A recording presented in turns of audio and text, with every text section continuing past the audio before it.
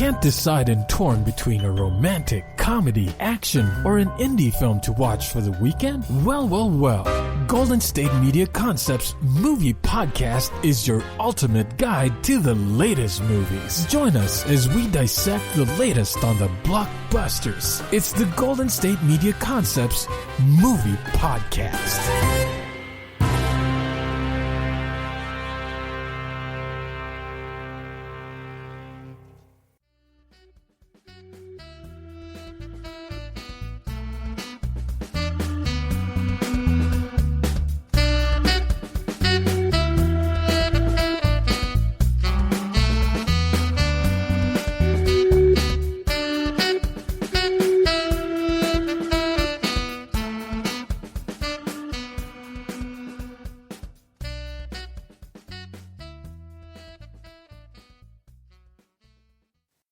Thank you for tuning in to the GSMC Movie Podcast, brought to you by the GSMC Podcast Network. I am your host, Elizabeth Aaron. I hope you are all doing well, especially considering the news is just off the charts these days. As soon as there's one major news story that happens one day, the next day seems to outdo the last.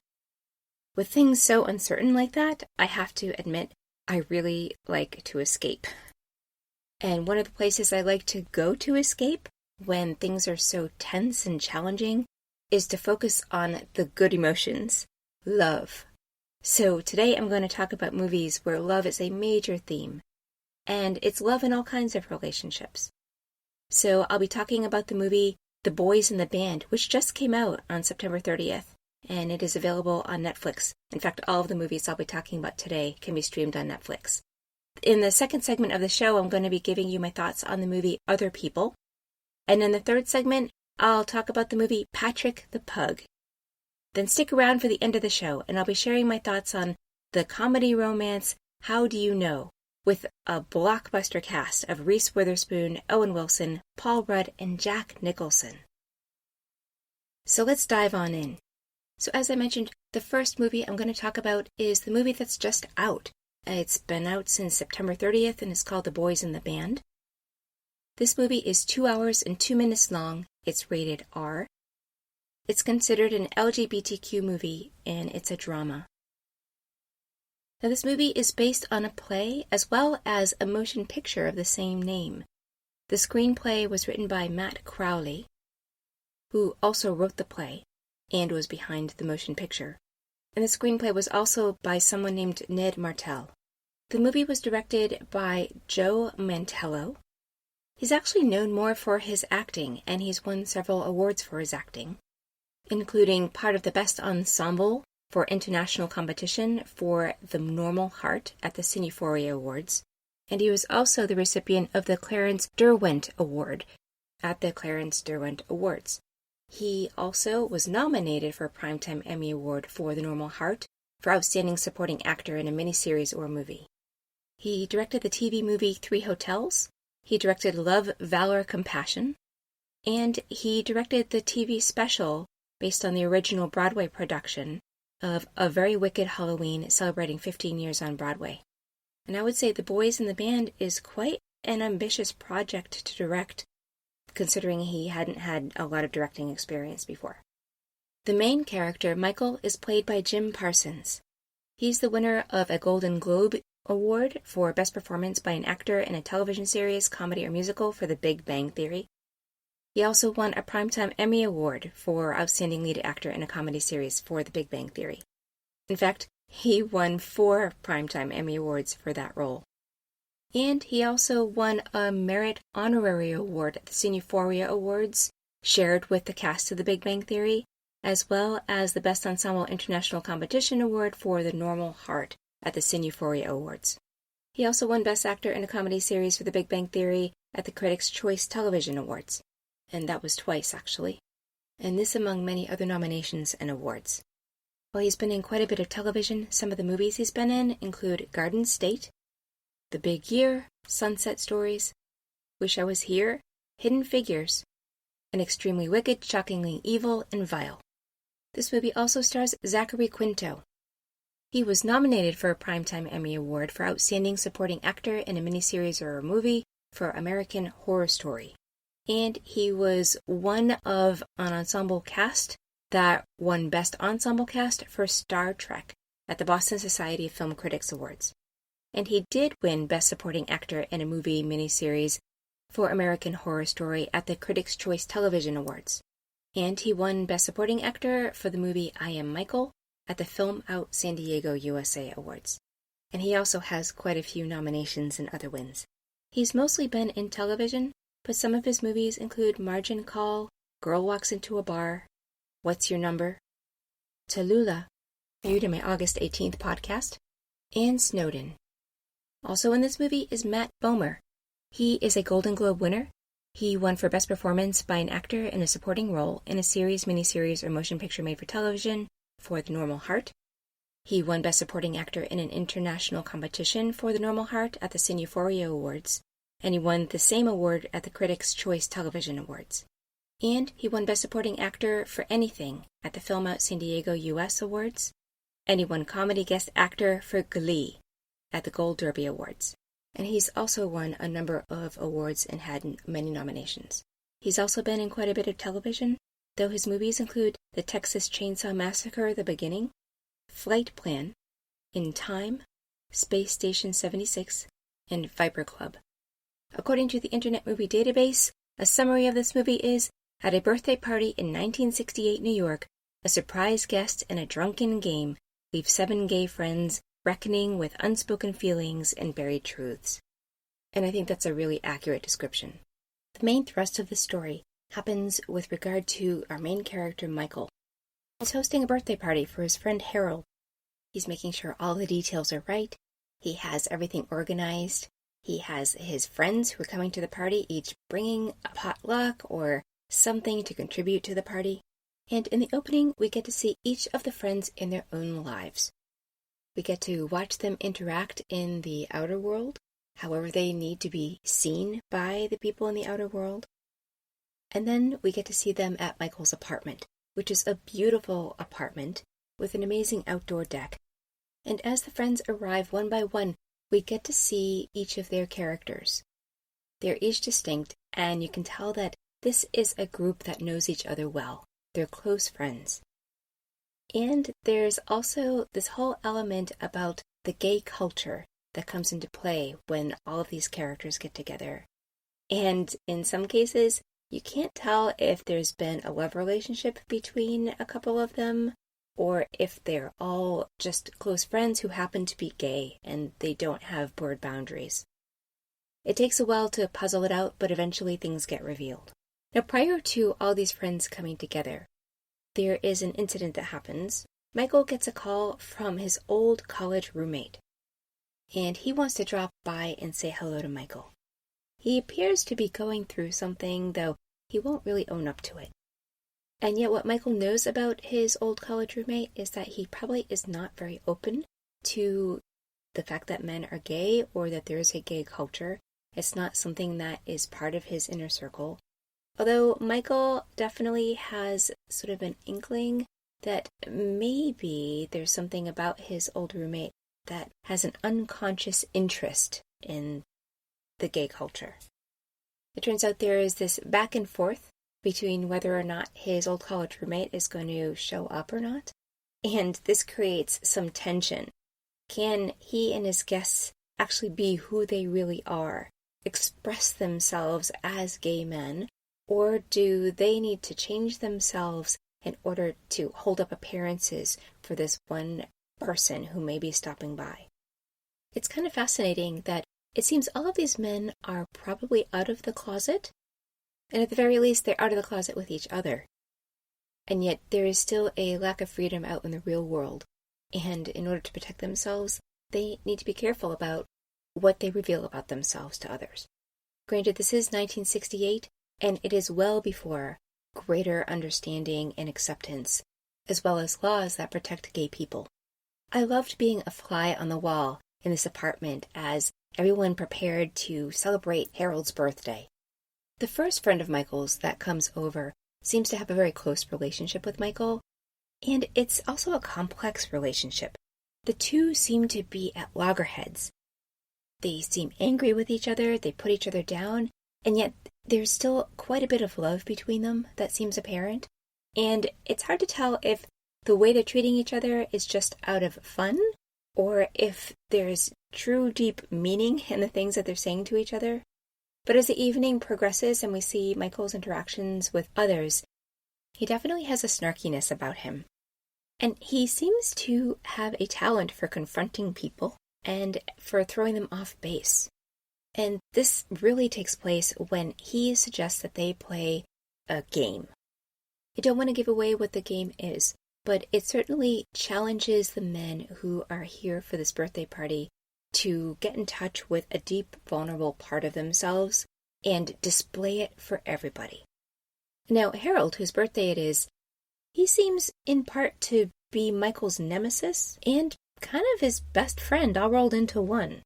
But he kind of has his own game, which has to do with power. He clearly is taking on the role as being almost the godfather of this group and the most powerful of all of them. And yet this is something that Michael seems to have some contentiousness about. And the two keep seeming to try to one-up each other in terms of being honest and revealing truths, not only about themselves, but about others. In a particular one-upmanship game that Michael and Harold are having, something gets revealed about Michael, and it kind of is the one thing that unravels everything that has meaning in the movie. It's actually quite remarkable. And I love when that happens in a movie, when there's a particular reveal, and then everything in your reality of what you've seen in the movie so far shifts as a result of it. I think that makes for some really good writing. And that is not the only revelation that happens. There's more information that's revealed about the different characters, about their relationships with each other, and their love is tested. I have to admit that often I knew that there was tension going on among the characters. At the same time, the language that they used was quite rich, and it was totally ensconced in sort of a gay language. And based on that, I had a sense of what was going on, but I felt like I was a little bit left out, and I didn't quite understand every piece. This didn't really bother me. I felt like I was really having a sense of this world that I was allowed into, but I think it might bother some people. I left this movie feeling a lot of compassion, especially for Michael, but for gay men in general, in particular in this era in the late 1960s. And I wasn't surprised that this movie was based on a play, because it's very theatrical. The play is all wrapped up in the relationships of these men, their emotional connections to each other, and how they interact. I thought the acting was terrific. Everyone was strong, spot on, really had their emotions on their sleeve. I actually found myself wondering which of the men were gay in real life, because they were all super believable. And maybe they all were, maybe some of them were, I'm not sure. And it seemed like each of these characters must have had a very rich history or past. I felt they all brought a level of depth and complexity to this piece. Admittedly, though, my eyes kept gravitating towards Jim Parsons, who played Michael. He's the one who had a charisma about him that kept me wanting to see what else he was going to do, how he was going to treat the others, and what was going to happen to him. He's also the actor I was most familiar with because I'd seen him in The Big Bang Theory and thought he was hilarious in that sitcom. And it was really refreshing to see him in this kind of movie. I also like the story. It's not that often in our everyday lives that people are willing to let down their masks and show their true selves, show their vulnerability, show how they feel about the other people they're close to who are around them.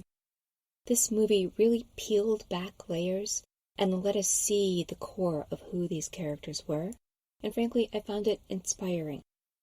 In today's day, when we are so cooped up at home, and with the same people that we see day in and day out, without going to the office necessarily, or any people we might see may just be online, or in line at a store with our masks on, well, we're all kind of covered up and embedded.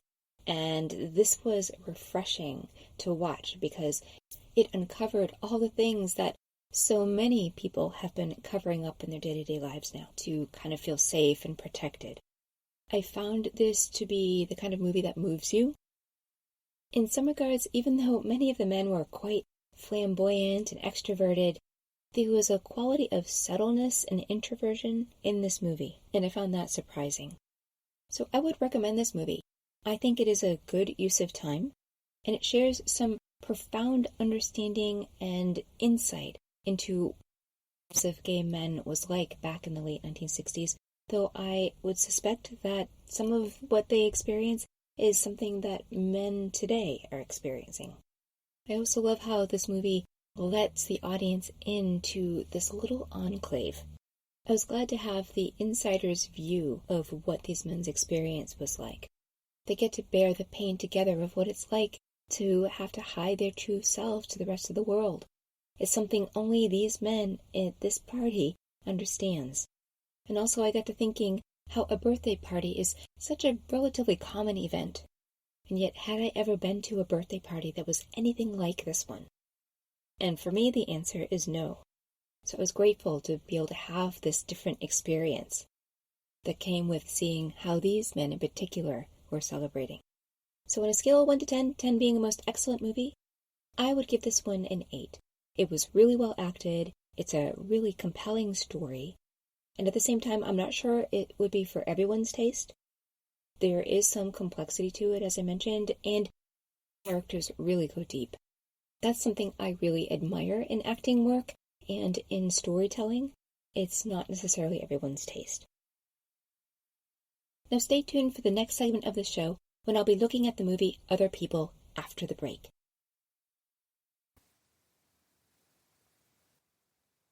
Want to know the latest and hottest music hitting the airwaves? Don't be left out. Listen to the Golden State Media Concepts Music Podcast. It keeps you on the loop with everything you need to know from pop, rock, hip-hop, and the top 40. And we'll throw in news of your favorite artists, concert and tour dates, and so much more. Listen no further, because this is the gold standard in music podcast.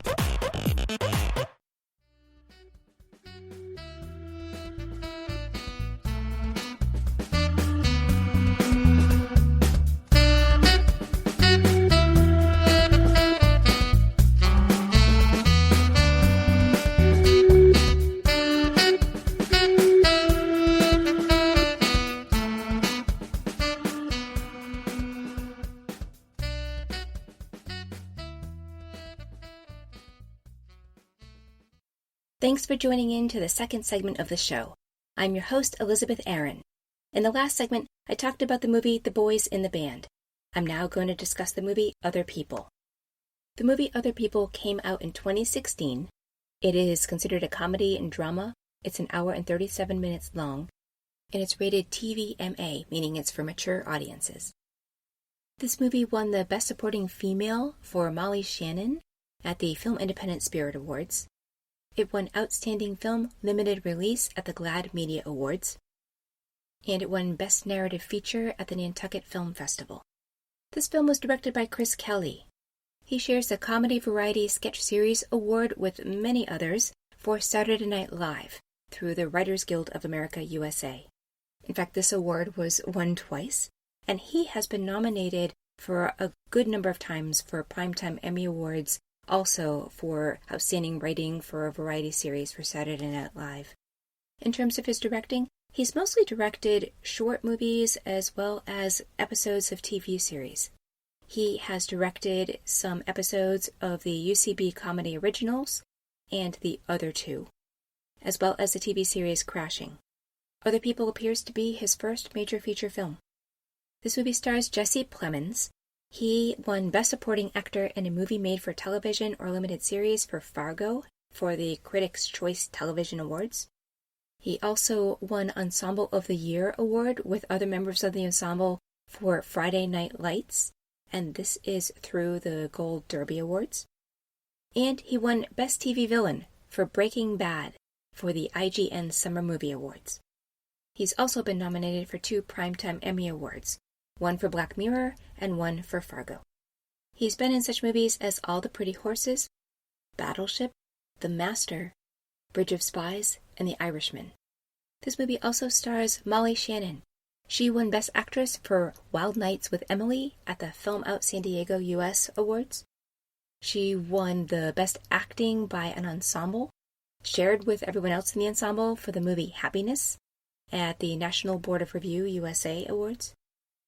She's also won Best Host or Performer in a variety, musical, or comedy series for Saturday Night Live for the Online Film and Television Association. And she won the Editor's Choice Award with others from the cast of Will and Grace through the TV Guide Awards. She's also won other awards and nominations.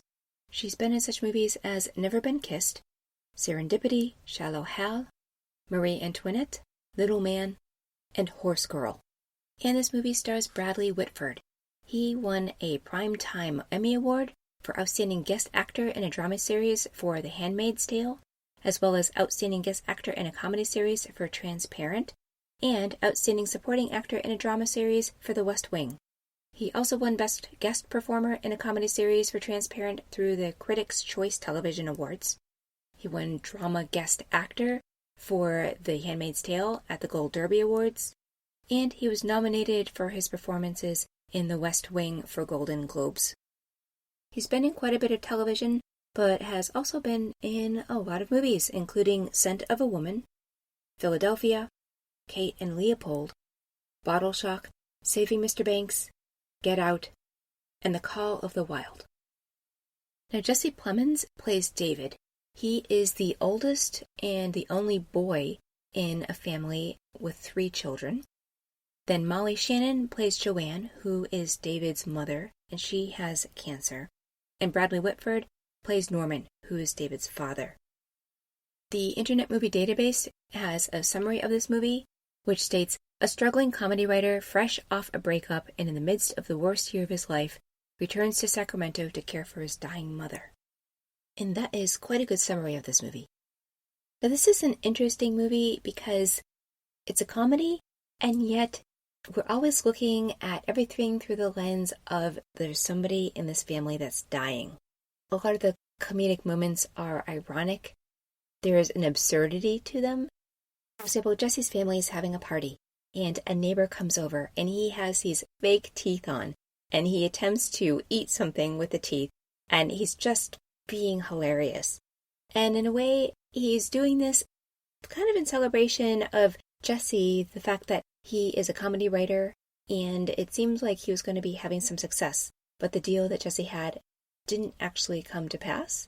And so there was just a really awkward moment where here the neighbor was trying to celebrate Jesse, yet Jesse didn't really have a whole lot to celebrate. All of this seems a little bit unimportant considering that Jesse's mother is not well. There's also a scene where Jesse goes to the market and gets some groceries, and as he's checking out, the person who is at the cash register is extremely slow in getting him checked out. Seems kind of preposterous and funny in the moment. It's juxtaposed next to the fact that we don't know how much time his mother has. And then shortly after he leaves the cash register, he has his grocery bags and he's heading out, and he runs into someone who apparently he knew in high school. And this person talks about how he is also a writer, as Jesse is, and there's this awkwardness about who's having more success. And then this friend also mentions that he's aware of a family situation, and there's a misunderstanding about what that situation is, because Jesse is so focused on what's going on with his mother, and he thought this is something that his friend would know about, but his friend was actually referring to something totally different. And it makes for a funny scene, and at the same time, it's a scene that's full of emotion and awkwardness. Throughout this movie, there are moments like this, just one after the other. You never forget the darkness that's kind of this pall hanging over Jesse, as well as his family. And these kinds of scenes aren't reserved just for Jesse's mother. There's a whole other theme throughout the movie that has these scenes that juxtapose Jesse's reality and what reality is. So Jesse is a gay man. He's probably in his mid to late 20s, and he is back in Sacramento where it doesn't seem like there's a very large gay community. But he does have one friend who is gay, His name is Gabe, and they are planning to head out of town. And when Jesse shows up at Gabe's house, a boy there who's maybe 10, 12, and he is clearly also gay. He is Gabe's brother, and he's adopted. And Jesse gets to see a contrast between freedom this boy has to be himself and express himself and how his father accepts him, contrary to what Jesse experienced growing up in his family. We learn that Jesse does not get along well with his father, and that is in part because his father just refuses to really acknowledge that Jesse is gay. His father seems to judge it, to not really acknowledge the love relationship that Jesse had with another man. And while we pick up on this contrast, it's really funny. The young boy is funny. He's got quite a personality. But like with many of the other scenes, I wouldn't say it's haha, laugh out loud funny. It's more just awkward and ironic and kind of ludicrous. And this isn't the only scene where we get to see this young boy. There's another scene where there's a birthday party and the young boy chooses to be the entertainer. And if earlier in the movie it seemed like he already had a lot of freedom of expression, when he gets to perform for everybody, you can draw an even greater contrast. And all this really drives home the kind of experience Jesse's having in his life. Now, throughout the movie, although we are seeing Jesse in his personal life with regard to gay relationships, as well as him around with his family, I'd say for the most part, this movie seems to be about Jesse and his relationship with his mother. That's what predominates everything. She by far seems to be the one that Jesse is closest to. She's able to tell him practical things that are a little bit crude, but they have this banter and this trust between each other. He is taking her sickness in stride, and he shows up for her no matter what the decisions are that she's making about how she's going to take care of herself as she has cancer and goes through treatment, which just seems torturous. And as close as Jesse is to her, he's really scared to say or do something that's going to be hard for her when she's going through such a hard time already. So we get to see him weighing what the truth is that he's going to share with her. And throughout the movie, we're wondering, is he ever really going to come clean with her? Yet she has no problem explaining what she wants. It seems at this point she knows she has nothing else to lose, so she's going to own everything that she wants when she can. There's another ludicrous scene where Jesse is with his mom and dad. His mom is wearing a wig, which looks very strange on her, I have to admit. And they're sitting together and the father is going over all of the important paperwork in preparation for his mother dying. There's a durable power of attorney, and who's going to make medical decisions on her behalf if she's unable to. She's very clear that she does not want Jesse to be the second in line after her husband to do that. And I just love her. She is just straight out, in your face, practical about what she wants, and she will just say, no, that's not going to work. There's no affect to it. It's just, this is what I want, and you need to listen to me. I don't want to have an argument about this. And it's very clear why it is that Jesse and she get along so well. But she can also be a little crass, and this actually helps demonstrate why she and her husband are a good match, because he just rolls with it, and he takes the jokes to the next level. But the jokes get to be kind of morbid, and you can see that Jesse is really uncomfortable when they're talking that way. The thing is with this movie, though, is it has all of these scenes that have this similar tone. There's this morbidity, this ludicrousness, this ironic humor, and yet we know what's building up to the end. And it never lets up. There's not much of a shift in how the different characters change and grow. There is a point, though, where Jesse really wants his mom to leave him something special. He wants the meaning that she has in her life and the connection that they have together to have something more significant for him. He talks to his gay friend Gabe about this because Gabe's mom passed, and Gabe explains how there was something that his mom said that he always holds on to now. It's a thing that helps him stay connected to her even though she's gone. Jesse is craving for something like this. And this makes us hold out with him to find out, is his mother going to say something meaningful like that to him? This story definitely is a test of who Jesse's character is and what his strength is. Jesse seems very internal. He goes with the flow. He gives a lot of one-word answers. And also we do wonder, by the time his mom is probably on her way out, is he going to change? Is something different going to happen that helps her see all of him? Can he risk being vulnerable? Now, from the start of the story, that wasn't a clear theme to me. It seems like there's a lot of these little themes that crop up along the way and get revealed to us, but that we don't know if these are themes that we're supposed to go along with through the rest of the story, or if they're just one-offs. And honestly, I found that a little frustrating. This movie is labeled a comedy and drama, and it feels to me like it's really a drama with some comedic overtones. I have to say, there is a reason that Molly Shannon won an award for her role in this movie. Her character goes through a lot of emotional highs and lows as she deals with her disease, as well as the possibility of saying goodbye to her family and close friends. And yet she doesn't seem to lose sight of the importance of enjoying the moment. And that's no matter how badly you're feeling. In that way, I felt she was also kind of a role model. And she was certainly modeling how to live life for her family. One thing that I did like is there are a number of scenes where we get to see Jesse taking a walk with his mother, and they walk the same route. And you can see how their relationship is forging more closely or not so closely, but also how things are shifting based on how well his mother is feeling. What is her energy like as she walks and the disease is taking over more and more? And it seemed like there was some inside joke going on.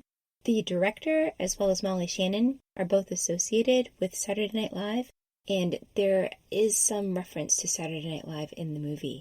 And it made me wonder if maybe this story was somewhat autobiographical for the director. He actually did also write the screenplay, so I wouldn't be surprised. I'd say this movie definitely had an independent movie feel to it. I'm glad that I saw this movie on Netflix. I'm not sure it's one that I would have wanted to have seen in a movie theater. It does have a lot going for it. The writing is tight. The characters are well drawn. I liked how there are these little elements of a certain person showing up from kind of out of left field. It's what can really happen in life. You bump into someone, you don't expect it.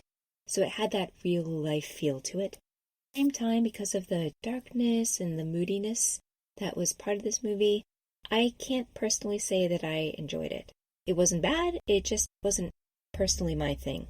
I'd say the thing that I liked the best about it is the fact that it truly is a love story. And I would say that it's a love story in a mother and her son. So on a scale of 1 to 10, 10 being a most excellent movie, I'd rate this one a 6. It's a good solid movie, just not quite my taste. Now stay tuned for the next segment of the show, and I'll be reviewing the movie Patrick the Pug after the break.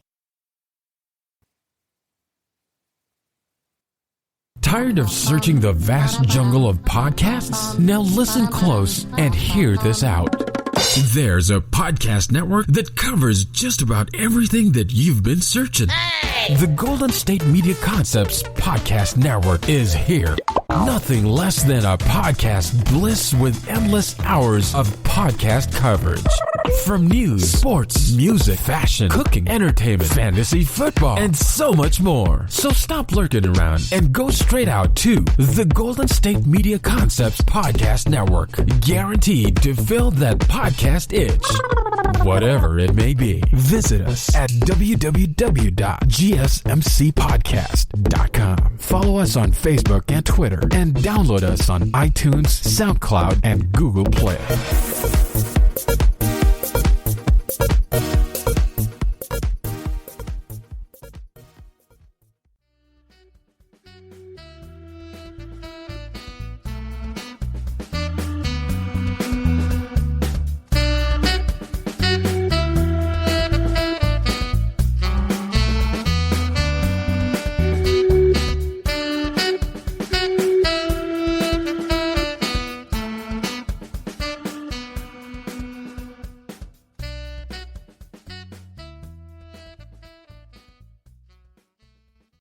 Welcome to the third segment of the show.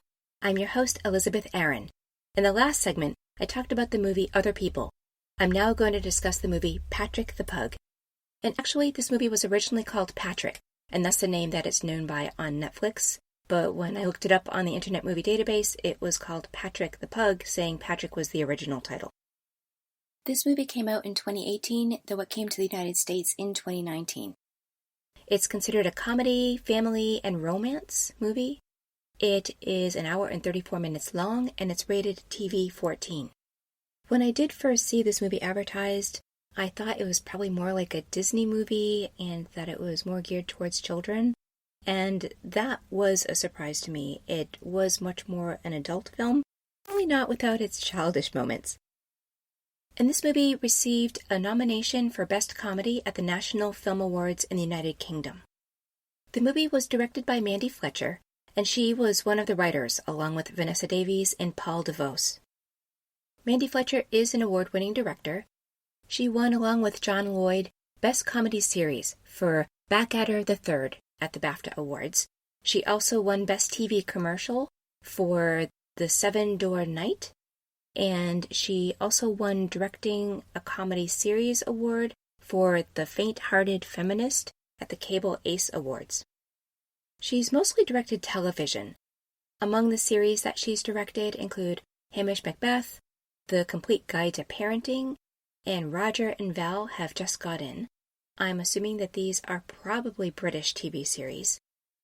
And while she has also directed television movies, the main feature movie that she had directed before is called Deadly Advice, and Patrick the Pug appears to be the only other feature film that she's directed. Is Sarah Francis, and she's played by Beatty Edmondson. She's also been in quite a bit of television. Her movies include Bridget Jones's Baby, and it's kind of funny because she kept reminding me of Renee Zellweger in the Bridget Jones movies. She's also been in Absolutely Fabulous, the movie, and Masters of Love. Ed Skrein stars in this movie. He plays Oliver, a potential love interest for Sarah.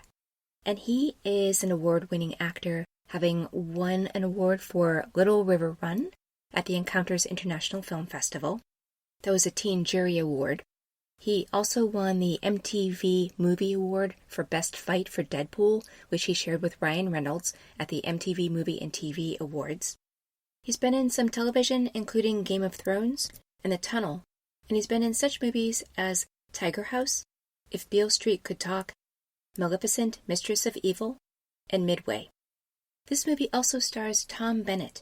He won Supporting Actor of the Year for Love and Friendship in a tie with Mahershala Ali for Moonlight at the London Critics Circle Film Awards.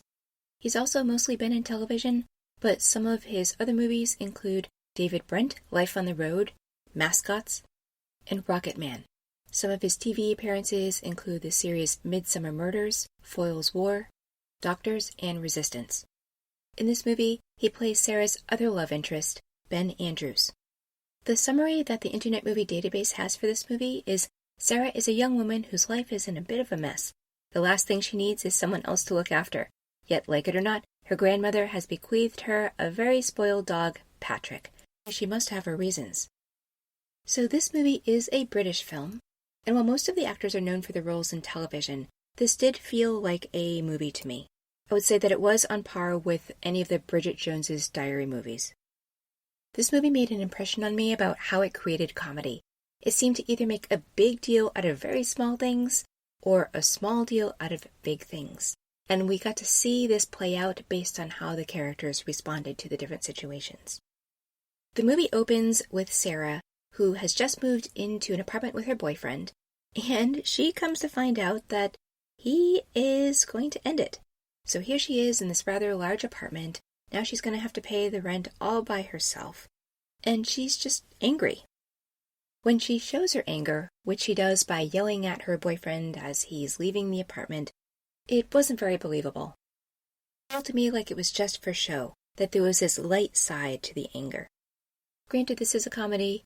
It just seemed like there should have been something more genuine, or we needed to see the impact that it had on Sarah, or at least see more of her heartbreak. And frankly, it wasn't very believable that after making this big decision to move in together, that her boyfriend would be that fickle that he'd hardly try to make a go at it. All that said, I was curious about what was going to happen next, and it did set up the story pretty well. Next, we get to see an elderly woman who it turns out is Sarah's grandmother, doting on this little pug named Patrick.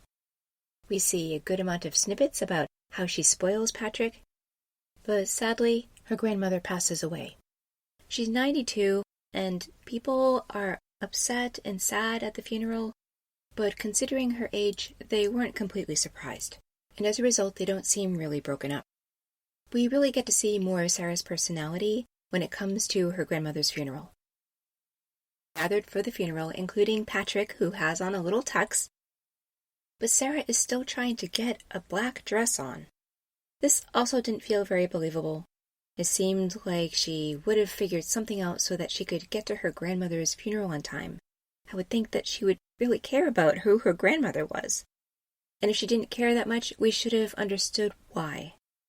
Later, she does seem to dismiss it as her grandmother was old, but considering how the movie proceeds, we get to see that Sarah's a very caring, kind person, so that didn't quite add up for me. So Sarah misses the whole funeral, and then she shows up at her parents' house for the after service. And one thing that we get to see about Sarah that I appreciate when she shows up here is she's very good at deflecting judgment.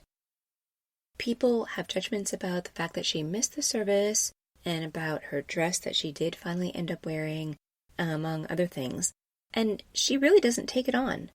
And this is something that I think is unusual. A lot of people will tend to take in the judgment, be self-critical, but Sarah's either strong or oblivious. I actually think she's erring on the side of strength, though.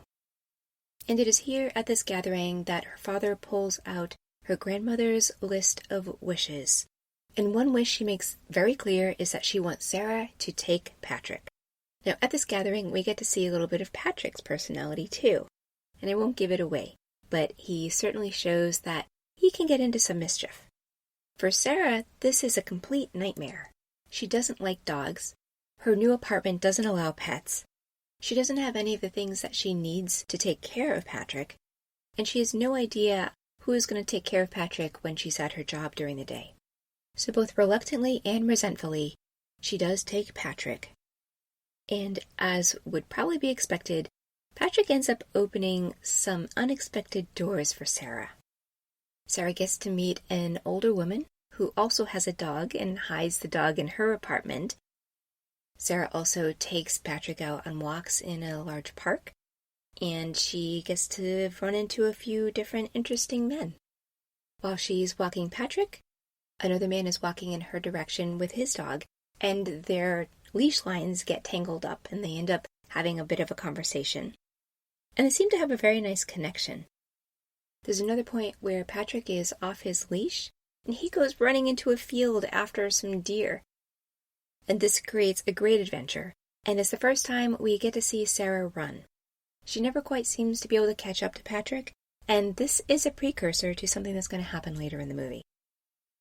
I can't seem to catch up with Patrick, and then another interesting man comes and grabs Patrick and takes Patrick back to her. He's quite a handsome man, and they end up having a connection also. And this sets up this idea of what is going to happen in terms of relationships with Sarah through the rest of the movie. Now, this is all quite a positive twist, considering her boyfriend had recently walked out on her. We then get to see the next challenge that's facing Sarah with regard to Patrick. Sarah is a school teacher. She's starting a new teaching job at a new school to bring Patrick to school. So she has to find creative ways for Patrick to be taken care of. She asks a few different people to help out, and some of them do, some of them don't. Things don't really seem to work out very well. But this is a piece that, again, doesn't quite add up to me. Perhaps it's money that's the issue, but you'd think that maybe her grandmother would have left her a little bit of money to take care of Patrick, or that her parents could give her a little bit just until she figures out how to make sure there's a regular place Patrick can go to. Or it seems she could, at the very least, splurge for one day, and she could call around to dog walkers or pet sitters. It seemed odd to me that she didn't even take that step and at least come up dry. So that wasn't completely believable. But this is kind of a setup, bringing up the issue as to whether or not Sarah will be able to stay in her apartment or not because she has a dog and pets aren't allowed. I won't give away what happened, but I will say that a solution did appear, and very quickly and very easily. It seems Sarah kind of has this magic touch of attracting the right people or the right things into her life. And it seems that it isn't a coincidence that this is happening as a result of Patrick being in her life. Now, the two men Sarah had met in the park that day, the first day that she had Patrick, well, more happens with them. They keep bumping into each other and have a chance to get to know each other. And it makes us wonder if one of these men is going to be the new lucky person that Sarah has a long-term relationship with. Now, also at the school, Sarah has befriended a couple of teachers, and one of them is responsible for setting up a charity. Now, I mentioned earlier how Sarah found running was not her strength. Well, she gets bamboozled into running in this charity race. And this adds a whole other element to the story. Now, the thing is, when it comes to the race, Sarah is struggling with running, and it's not very believable. It feels like she's being more of a caricature than truly having difficulty running.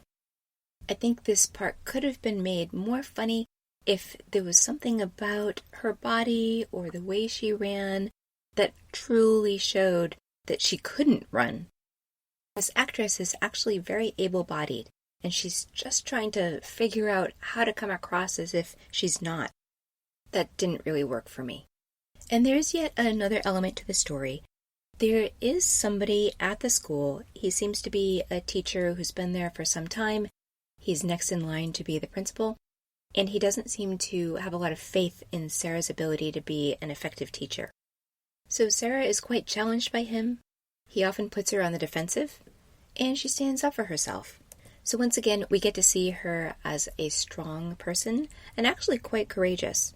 Even if on the other end of the spectrum, she seems to be a little bit disorganized and klutzy, she does seem to be quite comfortable with herself. And as the story goes on, we get to see more and more how Patrick becomes more integrated into her life, because throughout, you wonder if he's just going to continue to be a burden or if he'll actually win her over. So that's one element in the movie that does keep you watching. And getting back to her being a teacher, there's a thread in terms of, is she really an effective teacher? How does she connect with the students, and what difference can she make? There's one student in particular named Vicky that she seems to really connect with, or at least she attempts to connect with her. She sees a bit of herself in Vicky. In any case, this relationship does develop, and we get to see how this impacts her and her own life and the direction that it's going to go in. There are several elements of surprise. The story did have some twists and turns that I didn't expect, and I tend to be able to predict those pretty well, so I give the movie credit for that. I liked that this movie was not typical in that there was more than one man of interest, which keeps us guessing as to what is actually going to happen.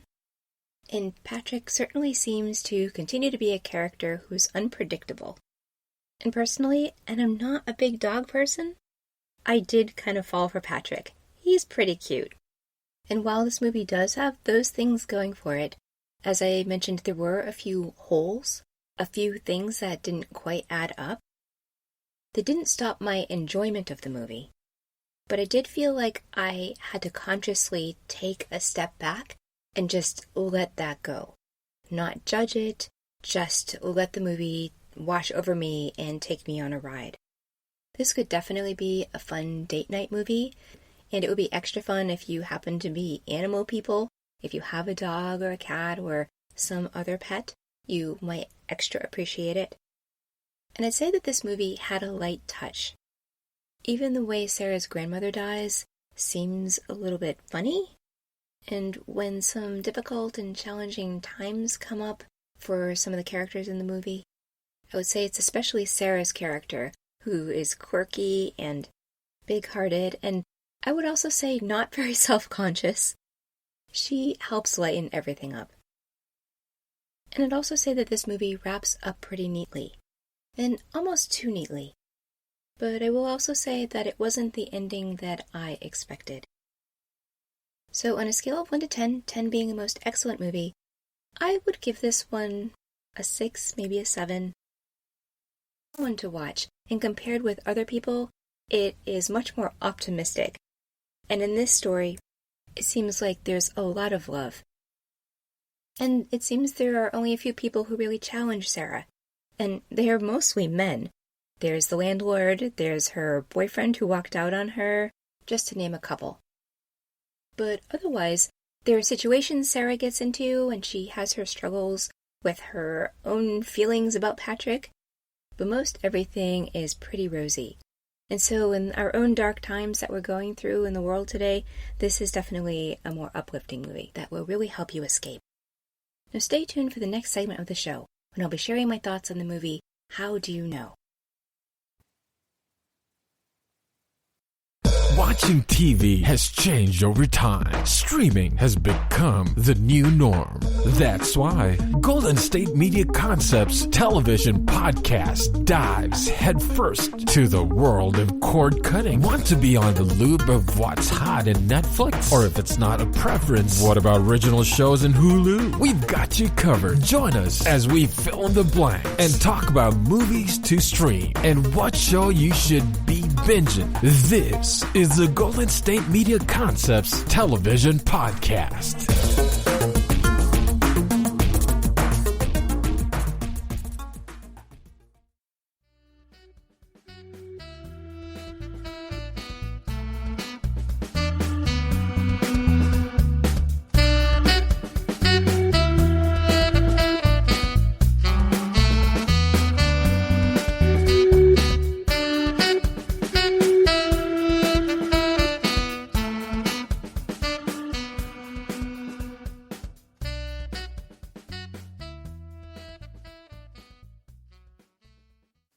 Welcome to the last segment of the show.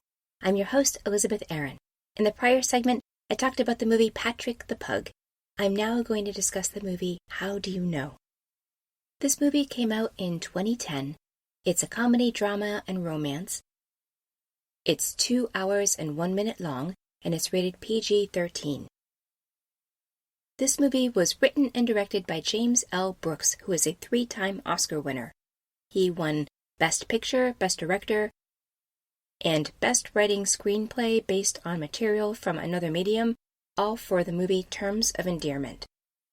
He also won a Golden Globe for Best Screenplay Motion Picture for Terms of Endearment, and he's won many Primetime Emmys for his work on The Simpsons, The Tracy Ullman Show, Taxi, and Mary Tyler Moore. He also won Best Screenplay for Broadcast News at the Boston Society of Film Critics Awards, and this among many other nominations and awards. Although most of his credits are for writing, he has directed 6 films. These include Broadcast News, As Good as It Gets, and Spanglish. This movie stars Reese Witherspoon. She won an Oscar for Best Performance by an Actress in a Leading Role for Walk the Line, and she is a Golden Globe winner.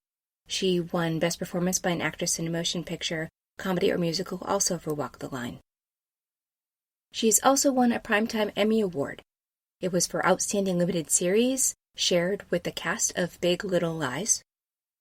She won Best Actress for the movie Freeway at the Cognac Festival du Film Policier, as well as Best Actress for the movie Wild at the Dallas-Fort Worth Film Critics Association Awards. And she's won many other nominations and awards. A lot of them are for her work in Walk the Line. Other film acting credits for her include The Man in the Moon, Pleasantville, Election, American Psycho, Legally Blonde, Sweet Home Alabama, and A Wrinkle in Time. And this movie stars Owen Wilson. He's won a number of awards shared with the cast of the Grand Budapest Hotel. This is for the Central Ohio Film Critics Association, Detroit Film Critics Society Awards, Florida Film Critics Circle Awards, and the Georgia Film Critics Association. He also won Best Action Movie Actor for No Escape at the Jackie Chan International Action Film Week, He won Best Screenplay, shared with Wes Anderson for Rushmore at the Lone Star Film and Television Awards, and he won Best On-Screen Team for The Wedding Crashers, shared with Vince Vaughn at the MTV Movie and TV Awards. This among many other nominations and awards. His film credits include Bottle Rocket, Meet the Parents, Zoolander, I Spy, Starsky and Hutch, The Darjeeling Limited, Midnight in Paris, The Internship, and Wonder. In this movie stars Paul Rudd. He's won such awards as Male Star of the Year at Cinecon USA, Best Guest Performer in a Comedy Series for Parks and Recreation at the Critics' Choice Television Awards, Best Actor for Ideal Home at Film Out San Diego, US, Ant-Man, shared with several others of the cast at the Georgia Film Critics Association, as well as part of the ensemble cast for Best Voice Ensemble in a TV special, direct-to-DVD title, or short for Le Petit Prince at the Behind the Voice Actors Awards. He's starred in the movies Clueless, The Cider House Rules, The 40-Year-Old Virgin, Night at the Museum, Forgetting Sarah Marshall, Admission, and All is Bright. And last but not least, Jack Nicholson stars in this movie. He is a 3-time Oscar winner, having won Best Actor in a Leading Role for One Flew Over the Cuckoo's Nest, Best Actor in a Supporting Role for Terms of Endearment, and Best Actor in a Leading Role for As Good as It Gets.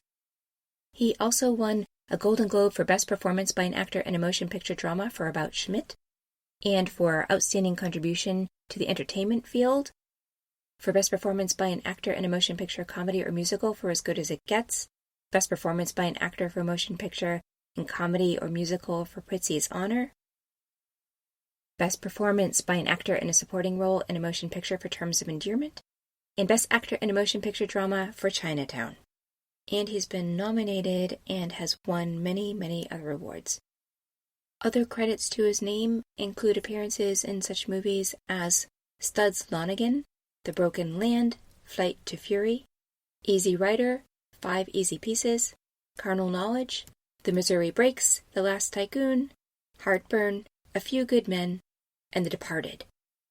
So clearly, this is pretty much an all-star cast. Reese Witherspoon plays the main character, Lisa. She is a star women's softball player. She's single and attractive, but dating hasn't really been her thing. She's really been focused on her softball career. However, there is something in the air about whether or not her career is going to continue or not. The coach is having some second thoughts because Lisa's been playing for a really long time, and though everyone on the team loves her and she helps bring out the best in everyone, well, maybe she's starting to fade a little bit in terms of her skill level. And depending on what happens with her career, well, she may have some more time and space in her life, possibly for a partner. Similar to the movie Patrick, in this movie there are also 2 men who express interest in her. One of them is Maddie, played by Owen Wilson, and the other one is George, played by Paul Rudd. Maddie himself is a professional ball player. He's also a bit of a ladies' man, as well as a little clueless. He hasn't settled down yet, and he's not seriously looking for that person he is going to settle down with, but he's starting to be more open to the idea. He himself is getting a bit older. Paul Rudd's character, George, is a businessman. He works for his father's corporation, and he is introduced to Lisa through a mutual friend. But something that the mutual friend didn't know at first was that George was already starting to date somebody. However, it takes a little while for George and Lisa to get together because George had been dating someone for a while. And actually, Lisa starts dating Maddie and getting a little more serious with him right around the time that George gets in touch with her. Are kind of off limits.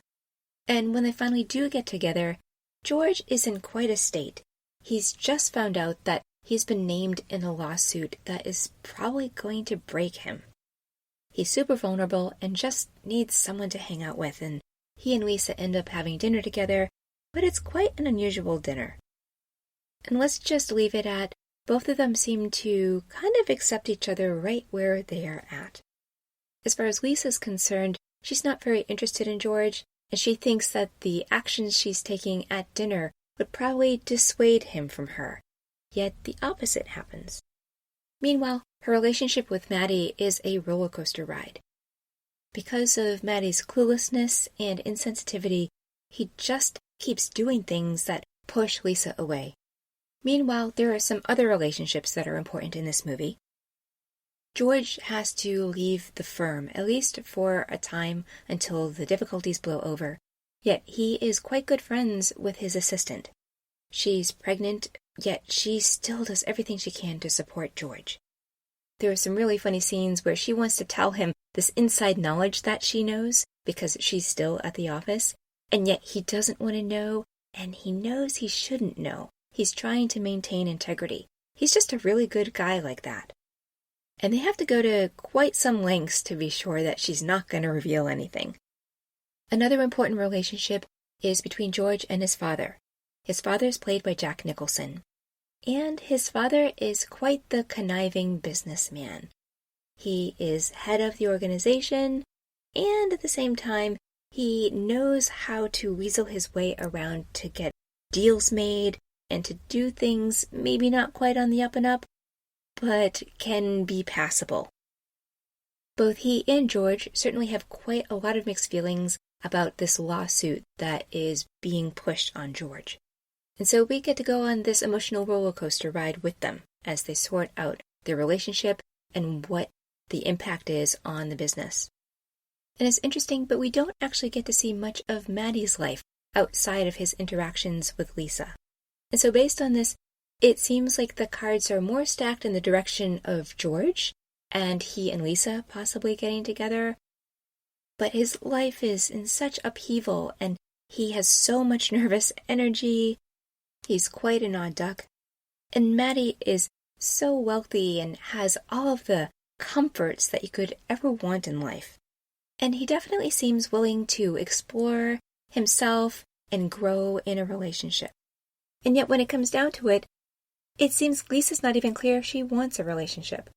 So there are a lot of interesting dynamics going on here and a lot to explore in each of these characters. I felt that the acting was really great overall, that each character was very well defined. I loved Reese Witherspoon in this role. She's grounded, practical, she wears her heart on her sleeve, she says what she means and means what she says, she's present in the moment. She just seemed like a good, solid, all-around person trying to make the most and best of life. To see her off the cuff, it appears that she really has her act together and she is solid. And yet as we get to see her more and how she interacts with these men, well, we get to see that she actually is in a very vulnerable place right now, and she shows deeper parts of herself that we wouldn't probably normally see. And as a result, she is a character with quite a bit of depth. I felt both Owen Wilson and Paul Rudd did great in their roles. Their characters were consistent. There was a lot of freedom within their characters and who they needed to show up as. And these characters interacted really well. In fact, there is a scene where Lisa, George, and Maddie are all in the same place interacting together, and you wonder which man is going to come out on top, if that's even in the cards. It seems like that might be a question, but it's not completely clear. And it's just wonderful to watch these acting pros throw what they can at each other and see what's going to come out of it. It's kind of a big emotional mess, and things just transpire the way they do. It doesn't feel like it's premeditated at all. Now, Jack Nicholson also does quite a good job. I have to say, though, of all of the actors, I was more disappointed in him. He was much more caricature-like, and I wanted him to show up and be more real. Granted, his character does have an arc itself, and we do get to see his emotional reactions. I just felt that, considering their relationship and the difficulty he was having with his son George, that more might have come out in terms of his vulnerability and complexity. There were quite a few scenes in this movie that I just really loved. A lot of them were between Lisa and George. There were a few scenes in particular that I really loved, and they were all kind of connected almost like in their own act. But there is a point where Lisa decides that she's going to come over and spend some time with George. It was kind of unexpected. It's not even clear that she knows how she ended up there. But there's a back and forth and a wrestling within her about whether she should visit him or not. And I loved the nuance that came up around that. But also, there's some subtext involved where George has a sense of what's going on with her, and he gives her a lot of freedom. It's just beautiful to watch. At the same visit, George gets a call from his assistant, and she is giving birth. And so George invites Lisa to go with her to the hospital to see his assistant. And during this visit, his assistant's boyfriend, they're not married yet, but they've just had a child, and his boyfriend had never proposed to her. And so there is a witnessing of, is this relationship going to be taken to the next level or not? There is this questioning about commitment and relationship. It's a great foil for both Lisa and George to consider what the meaning of their connection and relationship is, or even if they have one. It's not completely clear, because Lisa seems to be more committed to Maddie. Ultimately, this movie, I think, is about love, and it's about how do you tell who is the person that you really want to spend your life with, that you love that much, and does love look the way you think it's going to? There are a lot of interesting twists in this movie. I was captured and captivated, and I stayed throughout the movie without having any distractions. The story was solid. It held up really well. I liked the dialogue a lot. I had fun watching all of these actors, and at the same time, I did believe that they were their characters. Reese Witherspoon has such a magnetism about her that often when I'm watching her, I think, oh, this is Reese Witherspoon, and I don't always think of the character. But in this particular role, I think she did a good job of pulling off who Lisa was, and I appreciated that a lot. So on a scale of 1 to 10, 10 being a most excellent movie, I would say this was a 9.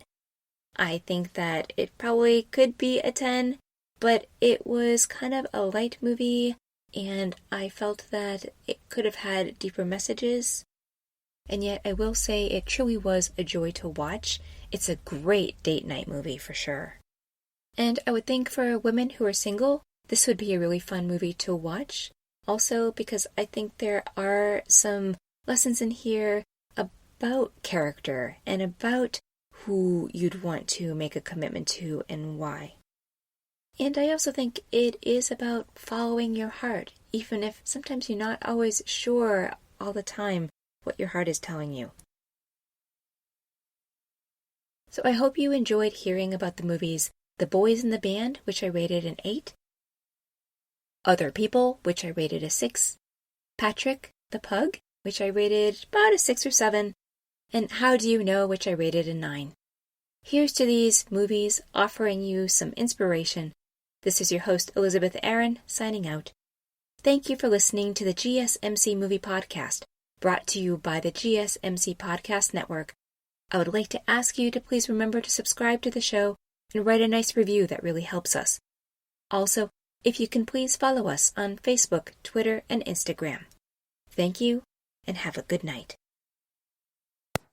You've been listening to the Golden State Media Concepts Movie Podcast, part of the Golden State Media Concepts Podcast Network. You can find this show and others like it at www.gsmcpodcast.com. Download our podcast on iTunes, Stitcher, SoundCloud, and Google Play. Just type in GSMC to find all the shows from the Golden State Media Concepts Podcast Network, from movies to music, from sports to entertainment, and even weird news. You can also follow us on Twitter and on Facebook. Thank you, and we hope you have enjoyed today's program.